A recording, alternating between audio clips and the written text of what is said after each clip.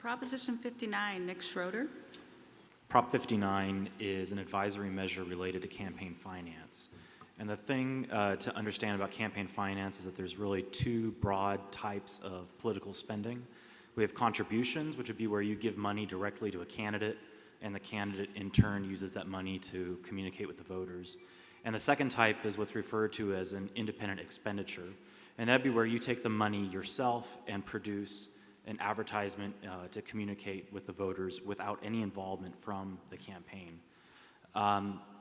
In 2010, under a Supreme Court case referred to as Citizens United, the Supreme Court determined that independent expenditures are a form of speech protected under the United States Constitution, and accordingly, government cannot impose limits on independent expenditures made by people, corporations, unions, or really anybody. And so what Proposition 59 does is it's an advisory measure. It's asking the voters if the state's elected officials should use their constitutional authority to amend the United States Constitution to effectively overturn Citizens United and to allow government to impose limits on independent expenditures. Because it is an advisory measure, it does not require the legislature or the US Congress to take any particular action.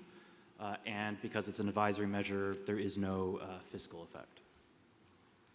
Thank you. The Democratic Party is in favor of this, the Peace and Freedom Party, and other democratic organizations. In support, we also have churches, clean money organizations, teachers organizations, labor, Consumer Watchdog, Courage Campaign, Friends of the Earth, so a number of nonprofit organizations. In support, Bernie Sanders is weighing in on California politics as well. And then we have some state senators and representatives, mostly on the Democratic side, and a large number of Republican state legislators. Newspapers are split, and the spending on this one is lopsided, but there's not a whole lot of it, $80,000 on yes, and it's mostly individuals, and a little bit, the California Democratic Party gave $3,744, so, I don't know. All right, questions? We have one kind of in the middle here. Yes, hi, I'm curious, why is this a ballot measure? Why didn't the legislature just pass a resolution urging our congressional representatives to pursue this?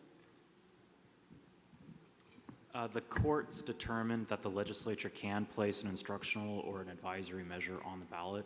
And so it's the legislature, it passed the required threshold to be qualified for the ballot. And so that's the process for it to be qualified. They wanted to make a political statement, right, is the answer.